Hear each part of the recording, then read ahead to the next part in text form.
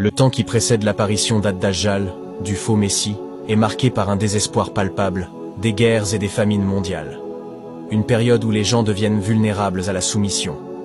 Les épreuves sont inévitables, mais la lumière de cette Oumma brille même dans les moments les plus sombres. Selon les enseignements du prophète Mohammed, que la paix soit sur lui, 3 ans avant l'avènement du Dajjal, une sécheresse complète s'abat sur la terre, accompagnée d'une famine dévastatrice.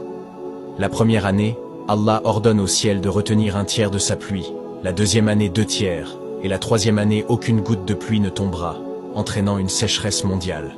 Imaginez l'impact de cette crise sur l'humanité. Les animaux à sabots périront, laissant les gens sans source de nourriture.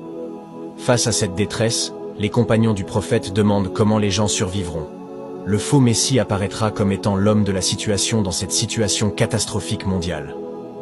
Il aura à manger et à boire pour toute personne qui se soumettra à son système, donc à lui, et un confort de vie luxueux. Le prophète répond de manière puissante, soulignant que dans ces moments difficiles, le dhikr, l'évocation d'Allah, deviendra la subsistance des croyants. Même en l'absence de nourriture et d'eau, la mention d'Allah remplira le vide et soutiendra physiquement ceux qui restent fidèles. Le dhikr, la répétition des noms d'Allah, devient alors la nourriture et la boisson des croyants. C'est un rappel que même dans les pires moments, Allah ne donne pas d'épreuve à une âme au-delà de sa portée. Le dhikr ouvre des chemins et assure le soutien divin même dans les circonstances les plus difficiles. La preuve se trouve dans ce hadith, d'après Aïcha, qu'Allah l'agrée. Le prophète, sallallahu alayhi wa sallam, a parlé de dures difficultés qu'il y aura à l'époque du Dajjal.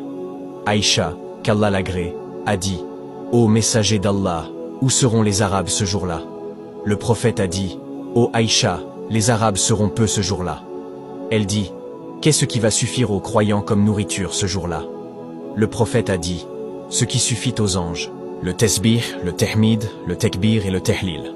Le tesbih est le fait de dire Subhanallah. Le tahmid est le fait de dire Alhamdulillah. Le tekbir est le fait de dire Allahu Akbar. Le tehlil est le fait de dire La ilaha illallah. Le conseil final du prophète alayhi salatu wassalam est de se détourner de ce qui suscite le doute et de s'immerger dans ce qui est certain. Dans les moments de fitna, rester ferme dans la foi et se concentrer sur ce qui est sûr est essentiel. L'épreuve du faux Messie sera la plus grande épreuve que l'humanité aura à subir depuis l'arrivée d'Adam sur terre. Ceux qui échoueront à cette épreuve seront perdants dans l'au-delà, mais ceux qui la réussiront seront les grands gagnants. Le prophète alayhi salatu wassalam révèle que malgré les défis croissants, il y a une opportunité énorme de mérite. Les gens qui seront avec Issa, Jésus, alayhi salam, seront parmi les meilleurs de cette Oumma. Ainsi, même dans les moments les plus difficiles, il y a la possibilité de s'élever aux yeux d'Allah. En conclusion, les prophéties du prophète nous avertissent des difficultés à venir, mais elles offrent également un espoir et une opportunité pour ceux qui restent fermes dans leur foi, pratiquent le dhikr et cherchent refuge auprès d'Allah. La patience dans ces moments est comme s'accrocher à un charbon ardent, mais les actions accomplies dans ces jours-là auront une récompense immense, 50 fois supérieure. Qu'Allah nous guide et nous protège tous.